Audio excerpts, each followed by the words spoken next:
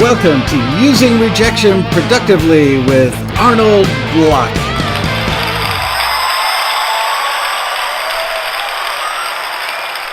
Hello, Arnold. How are you? I'm well, thank you. I'm Michael. Good to see you. That figures. You're a therapist. I ask you how you are. I'm well.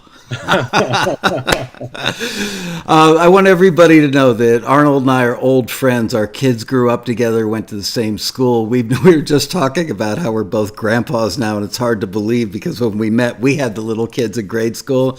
Here we are years later, but we've always had a connection, aside from our social circle, in that he's a very accomplished musician, loves music, and has been to a road rally. You were at a road rally or two, right? Quite a few, yeah. Maybe yeah. At least two. Yeah. All right. And so, not only is he a therapist that, deals with the subject of rejection, hurt feelings, depression, all that stuff on a very regular basis, he's one of you. He's a musician, so he completely understands your world. And I thought when you guys suggested during one of the quarantini happy hours that it would be cool to talk about rejection, I thought, boy, I know the perfect guy. So here we are. Thank you for joining me. I really do appreciate it. You're very welcome. So I wrote up a scenario that I think happens a lot. And I sent this to Arnold, and he said, yeah, go ahead, read that. So I'm going to read this, and then he's just going to take the floor, and as we go along, if there's some questions, we will filter in the questions, but we'll try and save most of them for later. Okay, so thank you again to our members for suggesting this section. I'm really grateful for that. So here's the scenario. A taxi member sees a listing for a $40,000 placement in a TV commercial. It's asking for indie pop, and the member thinks, what the heck? I'm indie. I can make pop songs. I'm going to go for it. So I'm going to create something and submit it for this. It's a pretty short deadline, just 5 days from now. The member calls in sick at work, stays home from work one day to work on it. Takes a while to get in the zone, but eventually he gets there. And for the next 4 days, it's don't bother daddy, kids. I'm going to nail this TV commercial. And when I get that $40,000 check, we're going to Disney World for a week, and we're getting a suite at the Disney Hotel. I want to go. Dad works his butt off, barely taking time for meals. He only sleeps 4 hours a night while he's working on his magnum opus. He hires a female vocalist for $100 to sing on it. Well, that makes sense. She's a vocalist. Because this needs to be perfect. The night of the deadline, he starts mixing at 9:30. Oh, no, cutting it close there.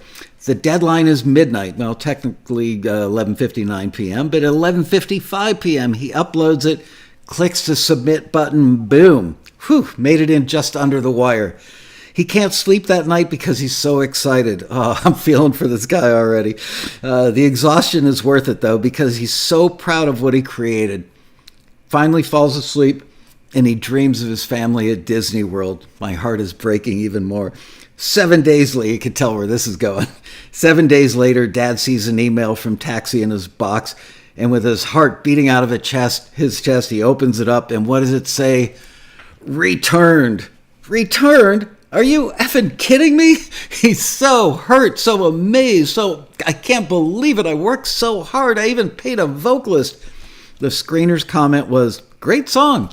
Really catchy, very well produced, but it doesn't fit the indie pop genre. It's not close enough to the references, and unfortunately, I just couldn't send it to the ad agency, said the screener. Well, the member's wife was there in the room when he read the email. Her heart was breaking for him. She can't think of how they'll tell the kids about the Disney trip being canceled. And his loyal wife says to him, those idiots at Taxi wouldn't know a great song if it jumped up and bit him on the ass. You spent so much time in that. You spent $100 on that singer. The mix was perfect, and you even mastered it. Taxi should have forwarded it anyway. Just because the screener doesn't think it's perfect doesn't mean the music supervisor at the ad agency wouldn't love it. They should have forwarded it and let the ad agency decide. The member is heartbroken. He feels cheated. He feels let down, embarrassed, sad, angry, most of all, rejected. It's personal. it isn't the music that was rejected in his mind. He created it. So he's the one that rejected it, or is rejected. And virtually every one of you watching this has had an experience like this to one degree or another. I'm going to see the chat room's going to start flying by. Yep, that's me. That's me. I want you to know that each of us on the staff at Taxi, and especially the screeners, are really keenly aware of this. And we know how much it hurts when your music is rejected. And that's why I invited Arnold to give us some tools to cope and maybe even find ways to use those feelings of rejection in a positive and productive way. Arnold, I give you the floor, sir. Thank you, Michael. Thanks for this opportunity to share in this great taxi community experience. I've always enjoyed the taxi rallies I've attended, and it's great to be on this end of things. Glad to have you.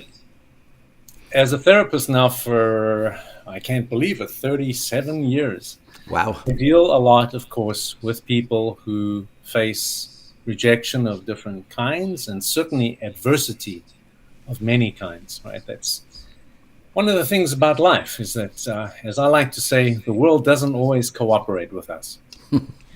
And what we do with that is really the difference between living one kind of life, which would be a life of resentment and anger, versus a different kind of life, which might be hopefully a life where you are seeing yourself not as a victim of the bad things that happen in life, but as a continual learner, perpetual learner.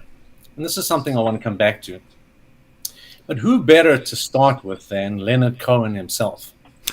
Those of you out there who are songwriters, you must be familiar with Leonard Cohen. And if you're not, please familiarize yourself. One of the great lyricists of our time, for sure. So he said this line, which probably for many of you is already a cliche, but it's very useful. He said, "There's a crack in everything. That's how the light gets in." So let me say that again. There's a crack in everything. That's how the light gets in.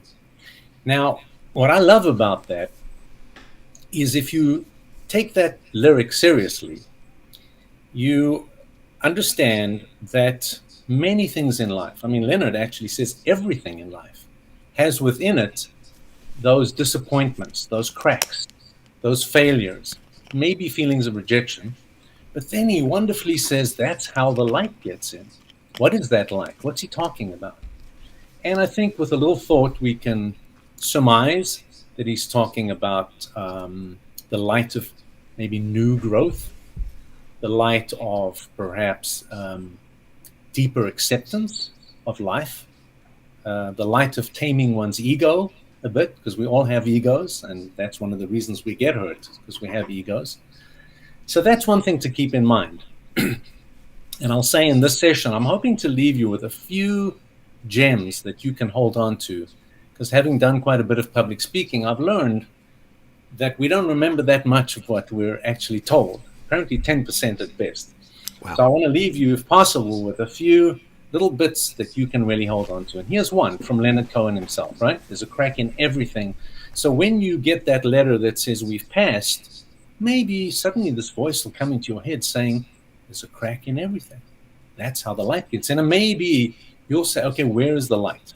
In other words, what can I learn from this? Rather than spending my time, like in that beautiful scenario Michael described, being angry, hating the taxi, what do they call them? Screeners. Screeners, there we go. Yep. But you know, it wasn't only Leonard that addressed this issue. It was also Bob Dylan. And Bob Dylan, in the fantastic song, "It's All Right, Ma, I'm Only Bleeding," he said, as Bob would do, he cuts right through, and he said, "He not busy being born is busy dying." Now that is one heck of a line. Let me say it again. He not busy being born is busy dying. Wow. So what's Bob telling us? One of the ultimate lyricists of all of our time. He's saying that if you're not willing to take what comes and reinvent yourself over and over again, which is being born, right? He says, well, then you're dying. So I put it to you that you have a choice. You have a choice. Whenever you receive what feels like a rejection, and we'll talk about what that is later, you have a choice. And always remember that. You can take it as a death, or you can take it as that you're being pointed to the possibility of new birth, new ideas. In fact, it came to me as I was preparing for this that when Taxi says, we're passing on you, I don't know if you use that language, Mike, but I think passing. We call it a forward when you get sent to the person who requested it, and a return when you don't. It returns back to you. But it's same thing. Often, in many entertainment industries, they say we're passing, right? So I'd like to suggest you're not being passed, you're being pointed. You're being pointed somewhere else. And are you willing to do that? Are you willing to go in that new direction? What is there to be learned from this experience, right? Something about what you submitted, despite everything you put into it, just didn't pop, or it wasn't, like Michael pointed out earlier, it wasn't quite right for that particular placement, okay? So,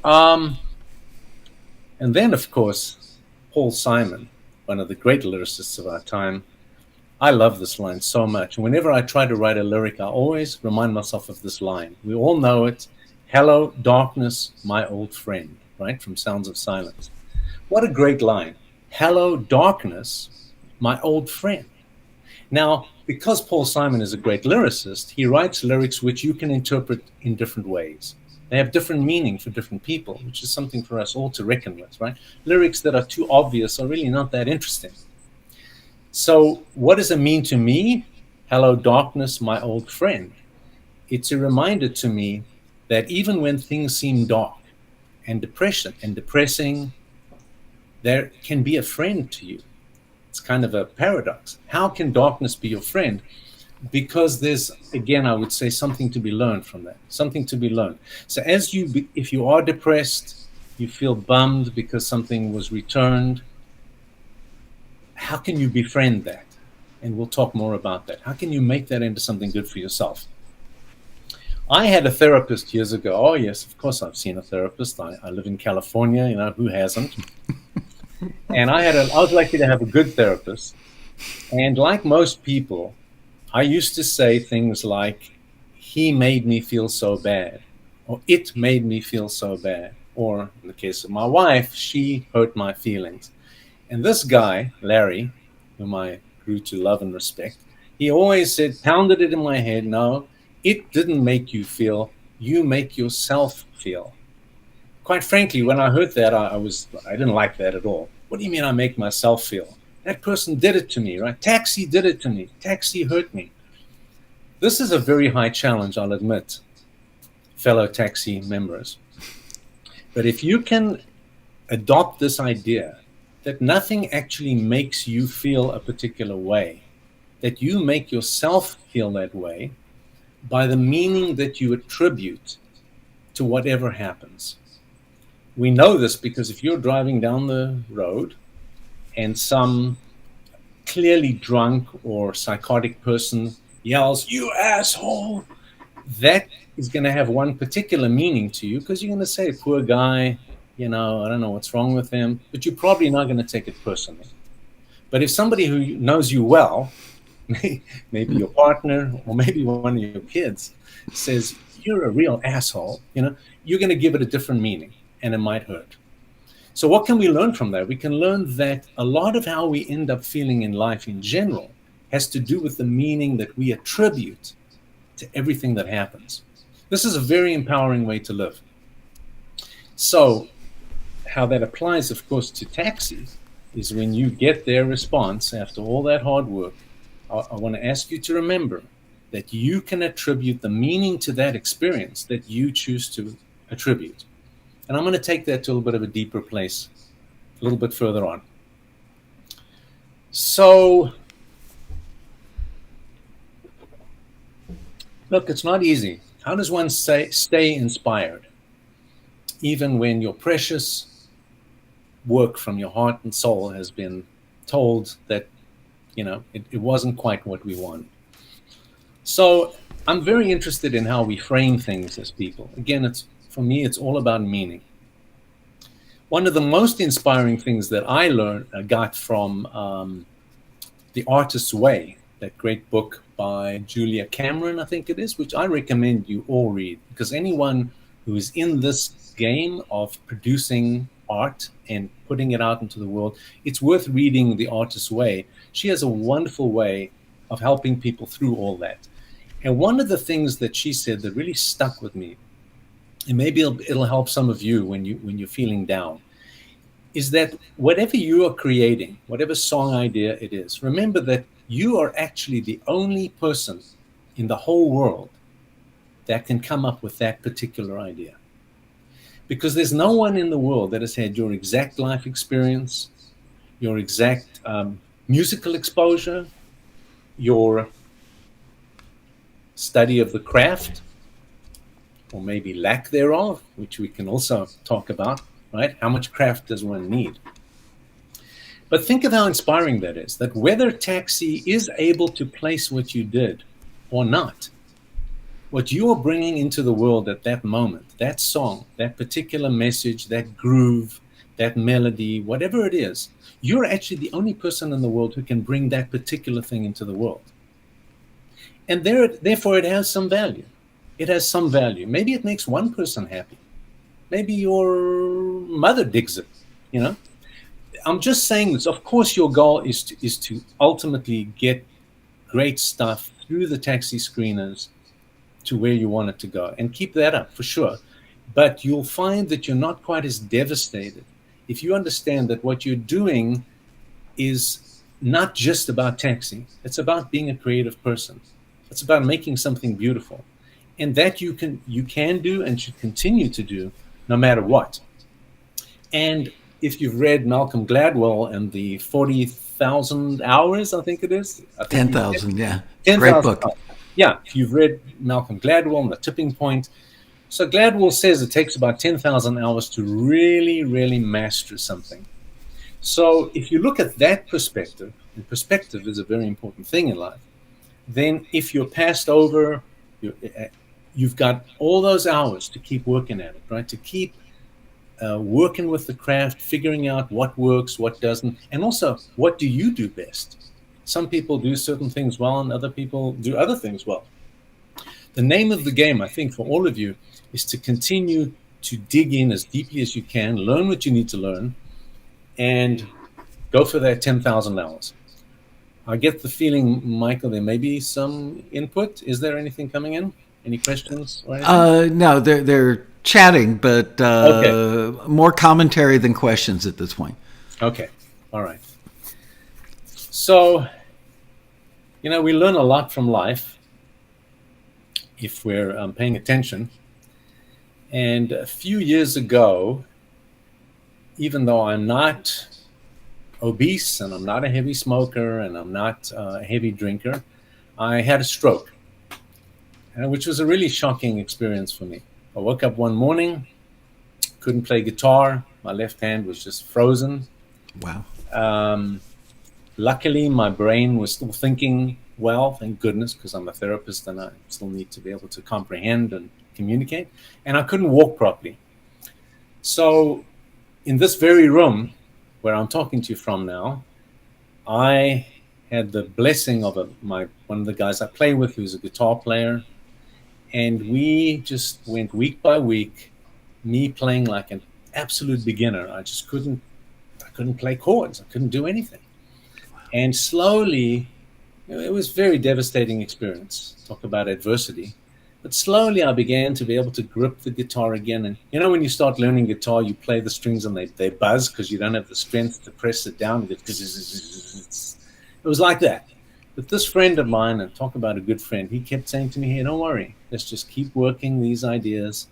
And I had been told by the stroke rehab specialist that the fact that I played guitar was going to help me in my rehab. So I was determined. But the reason I'm telling you this is not because I want you to feel sorry for me or anything, but because I learned something really amazing. I learned that when we have a stroke, we actually lose a part of the brain, gets starved of oxygen, and that part of the brain we actually never get back. In my case, it was just about over here. Something happened. There was some kind of blockage, had a stroke. But what starts happening is the brain begins to develop new pathways around that injury. And it came to me that that's a fantastic metaphor for what we're talking about when it comes to facing adversity, or what we sometimes feel as rejection, right? Our job is to not focus on the part that was injured, because you could spend your whole life being pissed off, like in the scenario, Mike, that you described. The wife said, "Well, what do they know?" And right, you could spend a lot of time engaged in that, or and I know I'm saying the same thing in many different ways, but it's the basic message I want to really get through today is you have the opportunity to build new pathways around that injury, that loss. And if you do that, there will be a return to full functioning, which is what I found in my stroke. And it taught me a really important lesson, that we always have a way around the loss. And incidentally, I'm not suggesting that we shouldn't feel the loss. For those of you who get a rejection and you feel down about it, I'm not saying you should pretend that you like it. It doesn't feel good. And that's why Michael and the taxi staff decided to do this workshop, because we know it's not easy. It's hard. So I would say to you, as somebody who has experienced rejection both in the music world as well as just as a person, feel it, feel the loss. But there's a difference between being sad and disappointed versus becoming stuck in it. And that's the thing that you want to do your best not. Oh, we lost him.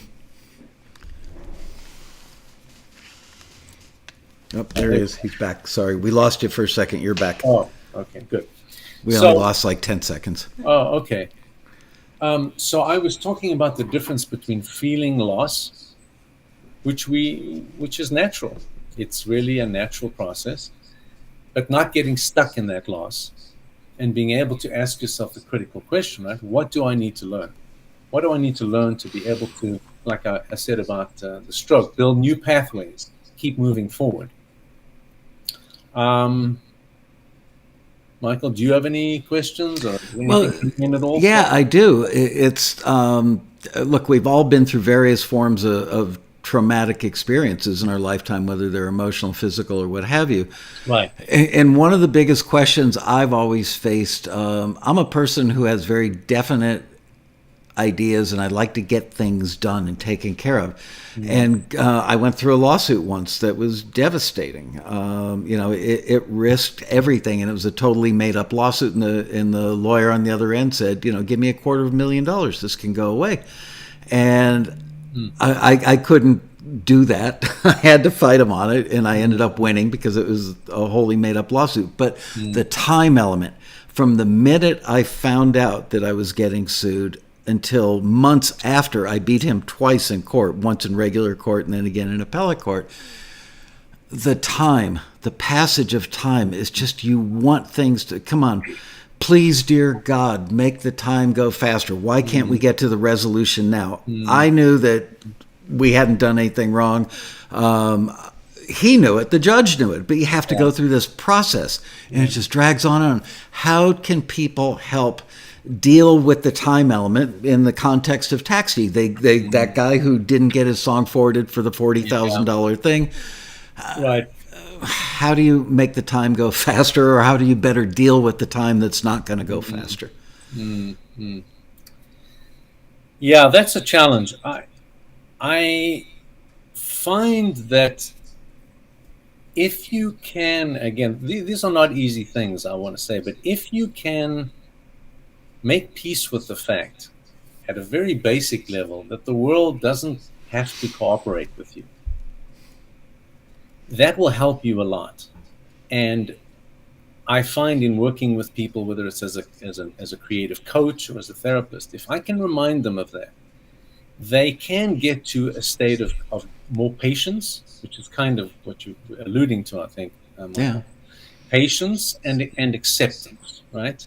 Acceptance is such a big thing. Acceptance doesn't mean that you stop growing, but it means that you understand that you're not in control of everything, and you might do really good work and it might still not be exactly the right thing that Taxi was looking for. As I alluded to earlier, that doesn't mean it isn't a great piece of music. You can allow yourself to feel great about what you created, but um, for patience, it's really a struggle with oneself. But the part of oneself that really thinks that things ought to be happening faster. And I find, I hope this makes sense, I find if you think of that as the ego, and we call that the ego wants us to have as much control as possible. We'd like to control our lives. But if we can accept that there are many things you can't control, you're more liable then to have patience. And if you keep working it, keep coming back to your song, write new songs, come up with new, you could even write I always think it's a great idea to write about what's right in front of you. Writing a song about how difficult it is to wait for something that's so meaningful to you. That could be your breakthrough song. So that's the way to be a creative person, is take something that you're right in the middle of and turn it into something. See what happens. So that's the creative use of the frustration that I think you're talking about. But it's a hard thing for all of us, right? Not only in songwriting, but in anything in life. Trying to find a good mate, being elected to a political office, right? We do want what we want now. But I think you'll feel better if you remember that it isn't really written in any universal book of wisdom that the world has to give you what you want right now. Which is a little ironic, and I don't mean this to put musicians down, but a lot of creative people in general, not just musicians, think that there's a sense of entitlement. Like, I work really hard at this, and my friends and family love it, therefore everybody should. And hard to have that sense of entitlement and do what you're recommending. Absolutely. And those people that were really shining stars in their high schools, maybe in the high school band or the high school choir, a shining star in their town, all those people have a very good reason for believing that what they create is always top notch. And then it's a big blow when you encounter Taxi, who are at the highest professional level, saying your piece has to really be top notch in many ways. But of course, the beautiful thing Taxi does is also to provide the tools to get there, which is what this whole experience is about. And if you're serious about it, the amazing thing with the internet and Taxi, I mean, you can learn so much of what you need to know about the craft, figure out what are other people doing. So there's really no reason these days to sit around and just be frustrated and resentful. If you want to really use your time well, start looking at what are other people doing? What really makes a song work the way it does, right? How does a particular song strike the mind, the heart, and the body, make a person want to move, make a person feel, make a person think about something new? It can be learned, but it takes time, and it does take patience. Right. The patience factor comes in because you just want to snap your fingers and turn off that switch that's causing all that pain. So while you're in the middle of that pain, it's very difficult to see that you need to have patience. They're opposing forces. I'll just add quickly one thing to this, which is really getting about as deep as I'll go today. Because as a therapist, we do believe that a lot of what we do comes from early life experiences. The way I put it is, if it sticks, it's old. So you folks out there, write that down. If it sticks, it's old. Now, why am I saying this right now? Because if you do get returned, if a piece of yours, and it's just sticking to you and you just can't shake it, I would bet a considerable amount that something old is actually being activated for you, meaning some old feeling that comes from childhood about not being good enough. Maybe your dad was a fantastic musician and you couldn't quite live up to him, or maybe you were led to have expectations that you were going to be the best at this. Whatever it is, I really encourage all of you to be honest with yourself about that. If you are stuck, it's probably that some old wound is coming up for you, and that what you're looking for is some what I like to call a fame bypass. You're looking for a fame bypass, which will enable you to feel that you've won, right? You're in the spotlight. Now you can bypass all that stuff that they did to you back then. And if you're looking for a fame bypass, you're probably going to be really hurting quite a bit along the way. So rather deal with what those issues are, whatever doubts about yourself, whatever inadequacy there is, some shitty things that happen to you along the way. Deal with those things so that then when you're writing your music, you're not doing it to try to make up for something. You're not compensating. You're just trying to bring something beautiful into the world. And you have a much better chance of actually doing what is necessary to make that happen.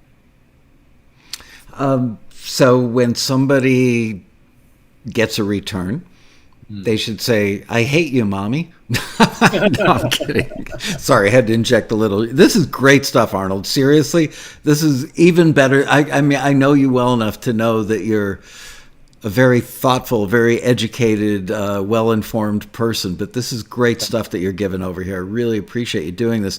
We had a question from Celia Doxson. She said, do you have any tips on mindfulness or breathing exercises?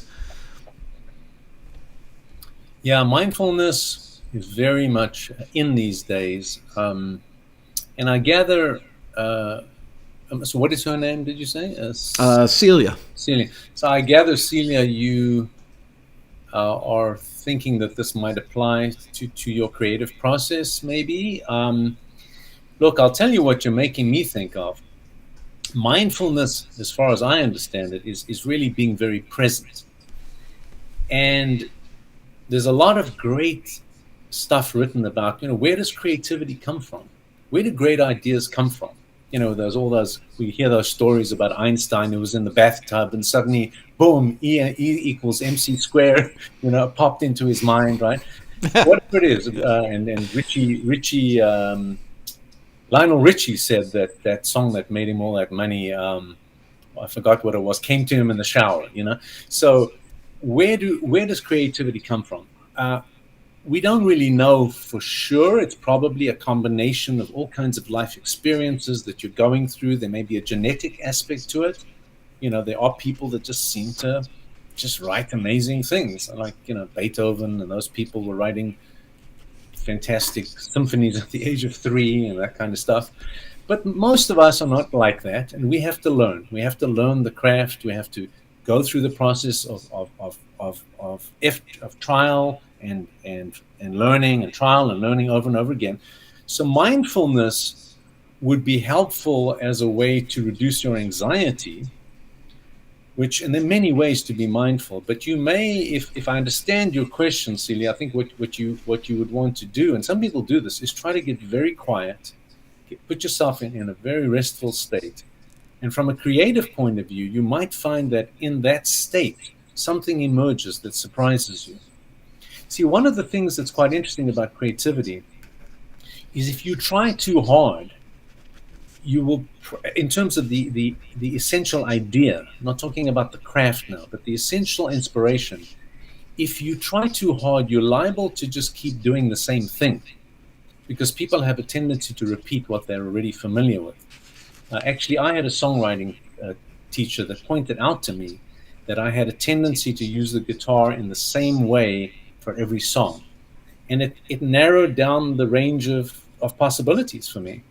And he actually had me then put down the guitar, which I was using as a kind of as a pair of crutches, Mm-hmm. He said, put that down and just tell me a melody that just comes to your mind. So that's a kind of mindfulness, is when you let go of all of that, all those things that are structures that, although may give you a sense of confidence, also limit you. And see if you can, through being quiet, maybe take a walk in a beautiful place, sit down, have a tape recorder with you, maybe just start humming a melody that's not anything you normally would do, and see if you can surprise yourself. If you can surprise yourself, there's actually a better chance that you've discovered something that is a little more outside of the box.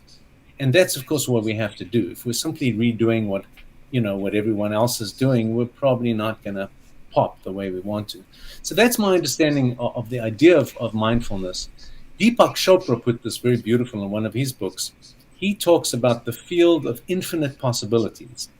I love that idea, the field of infinite possibilities. And I would urge all of you, if you're feeling stuck in your ideas, if your ideas are sounding the same, or you have always the same approach to do it, and it's not working for you, see if you can throw that all away and enter that field of infinite possibilities. Trust something else. Be more playful. Be a little more nutty. Be inspired by how pissed off you are that you're waiting and waiting. Well, I don't like being pissed off for too long, as you know. But patience. Write a song about how difficult it is to be patient. Maybe it'll be surprisingly good, because a lot of people can relate to that. Here's something that's come up from two people in the last 30 seconds or so, and they're both asking basically the same thing.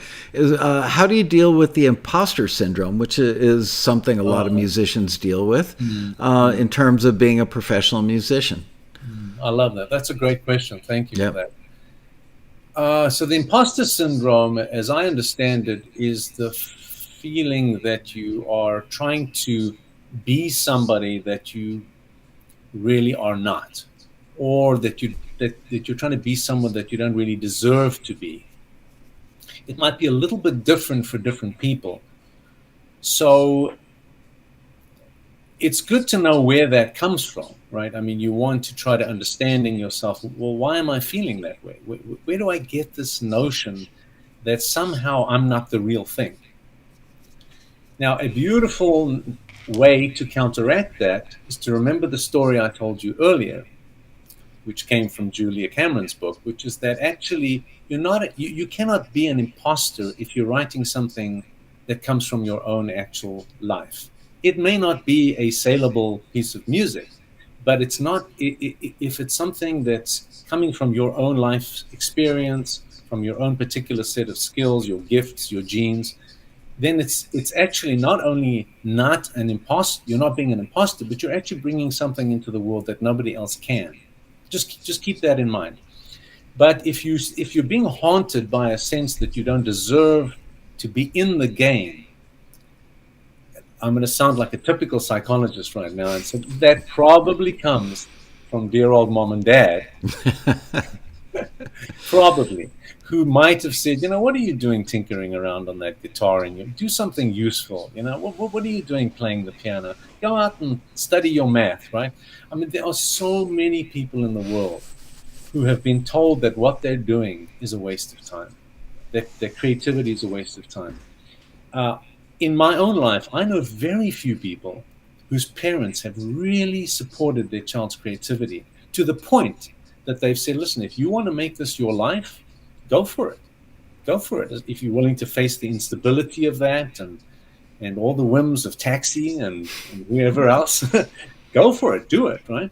But that takes that takes a lot of courage to make that your thing. But if it's who you are, many people just have to do it. You got to do it.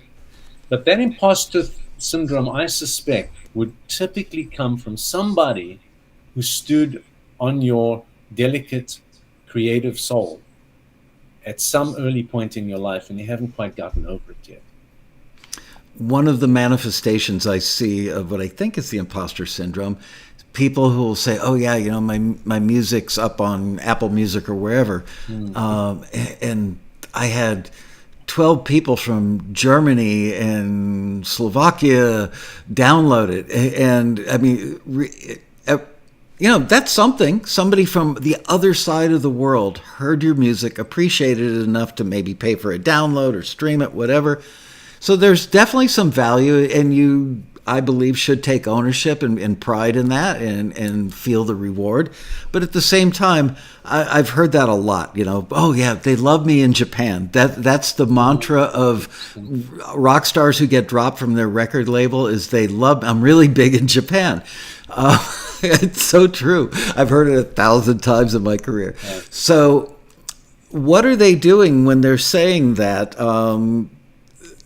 maybe it's not imposter syndrome, but what are they trying to accomplish from a psychological perspective by taking that little thing and making something more important out of it to prop themselves up, I guess?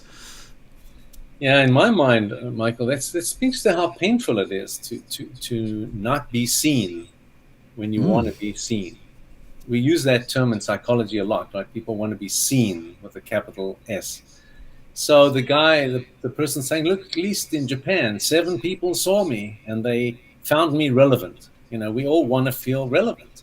So it's a way, I guess, that a person's helping themselves to feel a bit better, which in my mind would be okay if it helps them to keep going.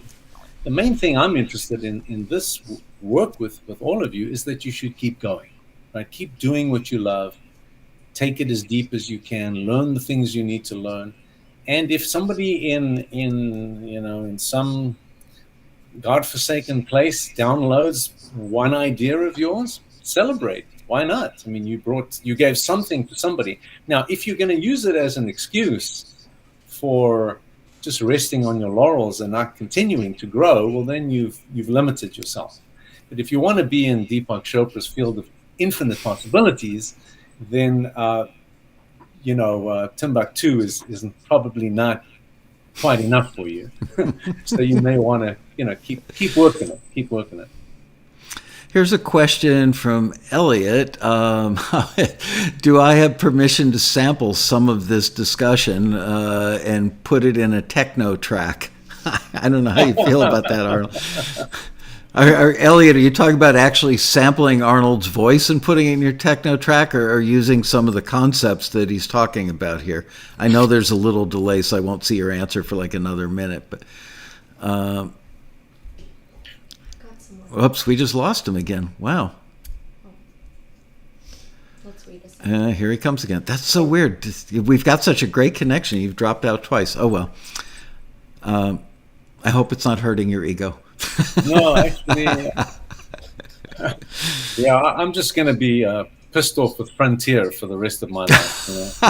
How could they do that to me? Right, this is my shining moment. Shining moment. This is incredibly good stuff. I mean, you're like really speaking to the heart of all of this. Oh, I'm so glad. That's great. Thank you. So, I want to share a little quote I downloaded from Pema Chodron. Those of you who are interested at all in Buddhist thinking might know her. She's one of the great contemporary teachers of Buddhism.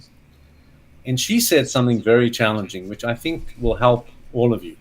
So she says, to be fully alive, fully human, and completely awake is to be continually thrown out of the nest. Now, that's interesting, right? To be thrown out of the nest. Then she goes on to say, to live fully is to always be in no man's land, to experience each moment as completely new and fresh. To live is to be willing to die over and over again. It's kind of far out. To live is to be willing to die over and over again.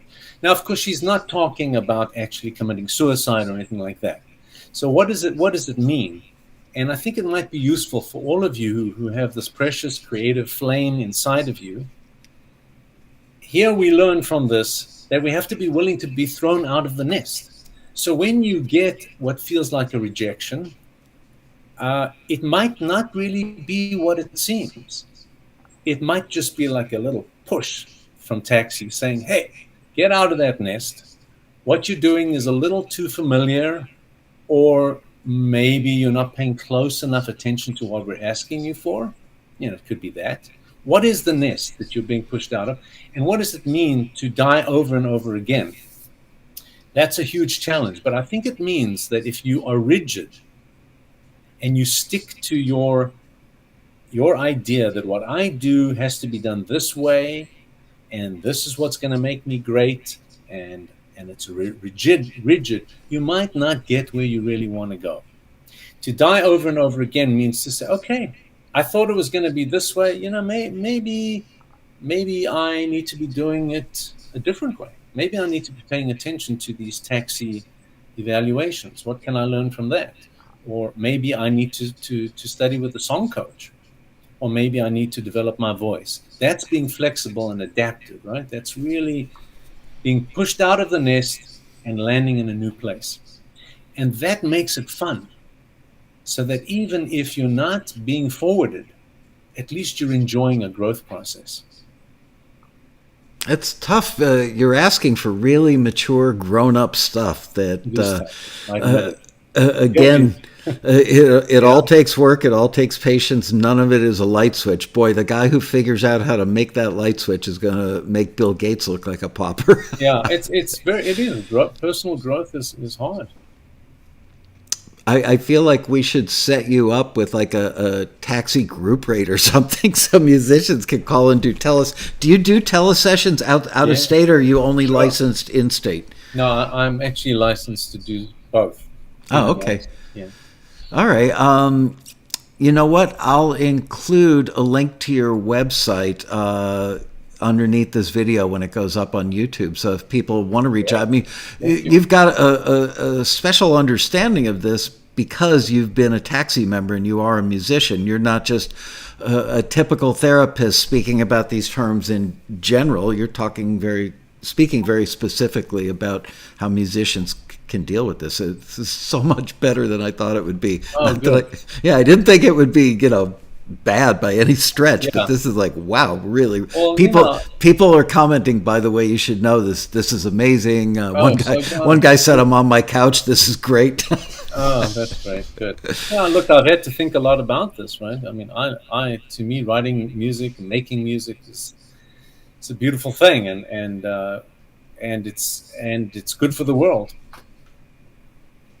One of the people, a guy named Edmund, wants to know how your recovery from the stroke is going so far. Oh, that's very kind. Well, look, it's been about 4 years, and actually I'm fully recovered. And I'm a better guitar player now than I was then. So you're recommending strokes for all guitar players? No, don't go that way. No, but in having lost the ability to play for a good 6 months, when it came back, I just wanted to really use the time well, and I've gotten to play better, and that's a good example of how adversity can move you forward. But thank you for asking. I'm actually doing pretty well. I'm walking like I always did, playing better, and cherishing life a lot. Oh, thank God for your recovery. That had to be so scary. And going back to my own personal issues of not having patience for things to turn around, I don't know how, however long it took you to go, okay, I'm going to be okay. Just that every day thinking about, will I ever be okay? Will I ever be the person I was before? All that stuff on a daily basis had to just be horrifying to you. I couldn't brush my own teeth.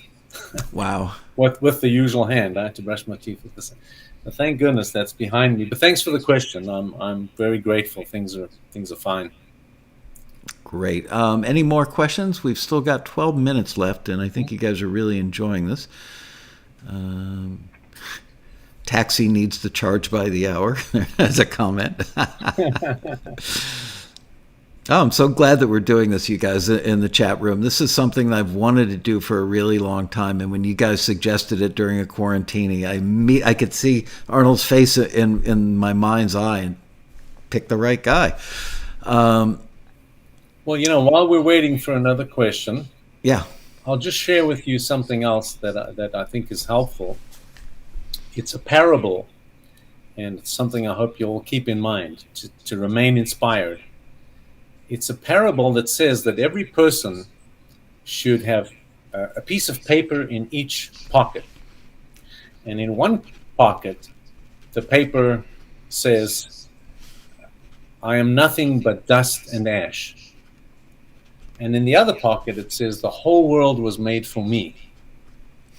Think about that. So it's a paradox. And I'll explain how it's. So I'm nothing but dust and ash on the one hand, and on the other hand, the whole world was made for me. Why I wanted to offer that to all of you is that, as Michael pointed out before, musicians and artists in general can tend to be somewhat narcissistic. they can tend to think that just because I created something, therefore the whole world has to see it as great. So how do we both own what is great about ourselves, our gifts, while remaining humble at the same time?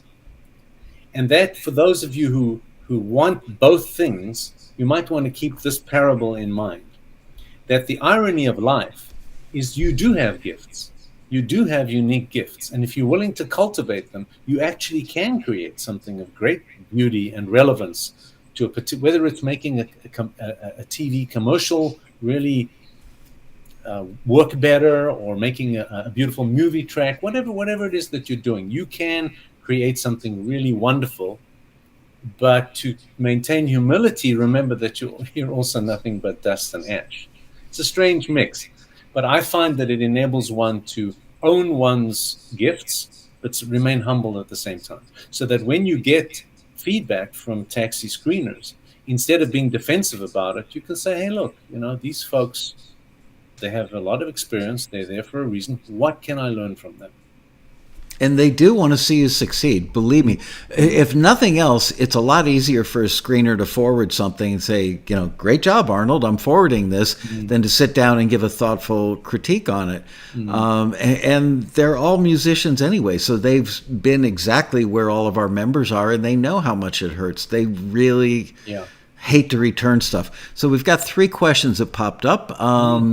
When I'm feeling down, this is from Greg, when I'm feeling down and unmotivated, how do I push through this and get motivated and productive again? It's a great question. Yeah. Moving is very helpful. I mean, so many doctors, therapists will tell you, if you're feeling down, try to get moving. Take a walk, start moving. Even if you don't feel like it, just start one step at a time. Take a walk around the block, start breathing, moving. You'll feel a little bit better. Oh, we lost him again. What is up? There we go. Yeah. Back? Okay. Yep. Reaching out to people. We human beings are social beings. Have communities of people that you can connect with. And then, of course, there's the creative process itself. I don't know about you, but when my parents were having a fight a couple of doors away, I was writing a song. And that's how I got started. It was a silly song, but, I was only 10 years old. But music can be the way you cope with depression. It can be the way you express yourself and connect yourself to the world. So if you truly are in such a depression that you just can't do any of these things, well, then you probably need to be looking at some professional help. Some people's biochemistry is just not their friend, and they need medication or some kind of actual intervention. And there should be no shame in that. Some people need glasses to see, and some people need help in order to feel better. There should be no shame in that. Get the help you need if you're just low for too long. If it's temporary, reach out to friends, walk, get activated somehow, listen to beautiful music, whatever works for you. It's a long answer. I mean, that's a question that, if the listener wants to get back to me on, I could go more deeply into. Here's another question. I'm looking for one that's got broad appeal or broad relevance. How to balance wanting to keep elevating your career and still do it just for the love of the art. So it's the old, art versus commerce thing. Do I do it for art? Do I do it for commerce? I don't know if that falls under a psychological umbrella or not, but I guess, looking for balance. Yeah, look, my understanding of that is that you want to, if you want to sell some music through taxi and get it into an ad or a movie or whatever it is, that's one thing. Then learn the craft of how to do that. That might be different for you than the things you write that are a deeper expression of your soul or your essence. You can have both of those things going at the same time, and that's a healthy balance. But I don't think, people often say, well, I'm not going to sell out and write something commercial. I mean, to me, that's a kind of narcissism, really, or kind of, if you don't want to do it, that's fine. but because you write something that really works for a particular commercial purpose, that doesn't mean you've sold out. It just means that you know how to answer that need, which is great. That doesn't mean you have to give up on the other stuff, the stuff you want to sing to an intimate audience at a coffee bar down the street. You are so on the money with that. First of all, anybody that says I don't want to sell out means they don't feel, that's the imposter syndrome. They don't think they're capable of creating something good enough that people will pay money for it. So by saying I don't want to sell out, you protect, you put a little wall around yourself and protect yourself. It can be a defense. Yeah. And I had something else I want to throw in there about, for whatever, it slipped my mind. Emphatic wants to know, how do you deal with limiting beliefs, or how should people deal with limiting beliefs?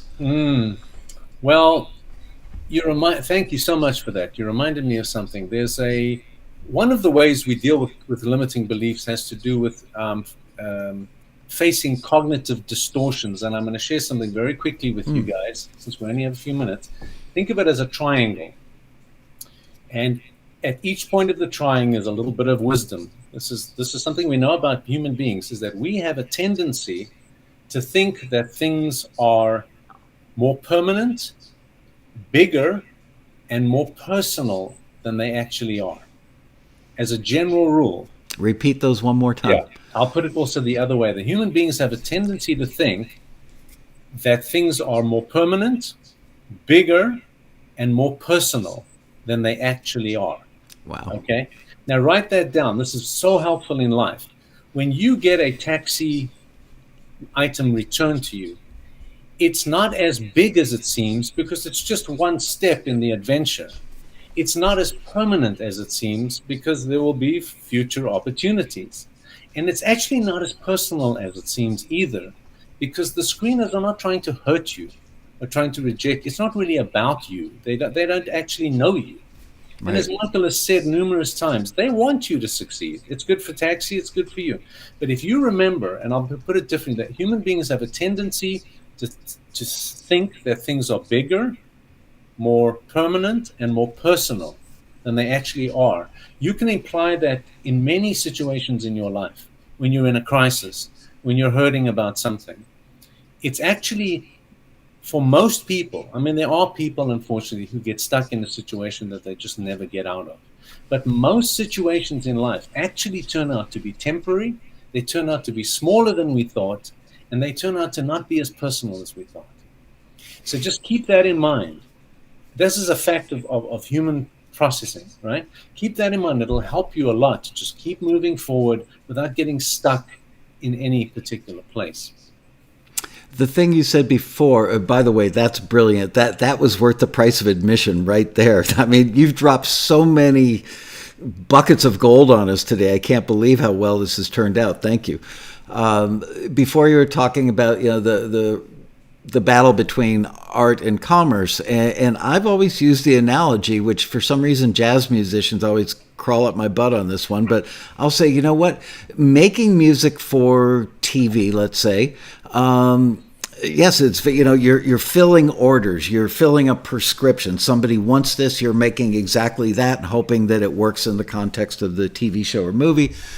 And they go, but I'm an artist and I don't want to spend 8 hours a day, creating crap for somebody else's thing. And to which I say, you know what? You'll learn how to write faster.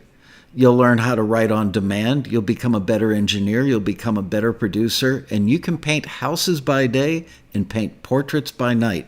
Let the commercial side of this make you better at what you do, put food on your table, which gives you the freedom to pursue the artistic side. Yeah, I love that. And there really is a craft to knowing what is needed in each situation. Yeah. And responding to that properly. That's a fantastic thing. Yeah, for some reason, every time I say that on one of my YouTubes or whatever, I get a lot of emails from jazz musicians telling me I don't get it. I think it's pretty logical that would you rather, be driving an Uber so that you have food on your table and can make music at night, or would you rather be doing something that also moves your artistic endeavors forward and puts food on the table? It seems so logical. Anyway, well, I've always wanted to say this. I've been waiting my entire life to say to a therapist, our time is up. You've been fantastic, Arnold. Really, I just can't thank you enough. You know, I know you as a friend and a human being, so I had pretty high expectations, but you exceeded them by so much today. And from seeing what I saw in the chat, I'm sure that a lot of other people agree with me. You know, maybe 6 months from now, I'd love to have you back on one of my weekly episodes of Taxi TV, because people really enjoyed this. And I could tell you guys, look, I can't recommend Arnold as a therapist because I've never gone to him as such. I don't know if I could because we're friends. But I think you get a pretty good sense that this is a gentleman who understands the heart, mind, and soul of musicians. So if you ever need a therapist, you might as well get one who lives in your neighborhood, right? And we will post his information in, what do you call that section, Bria, underneath the video? In the description. It's in there, and I also posted it in the chat. Okay, great. Bria already posted his stuff in the chat and also in the description below the video. Arnold, thank you so much for doing this. You're welcome. Give my love to your family, and I will see you soon. And okay, Bria's holding up a cue card for me. Don't forget to run the end card. Okay, I'm going to do that. And with that, I bid you a fond farewell, my friend. You're welcome. Take care. Take care.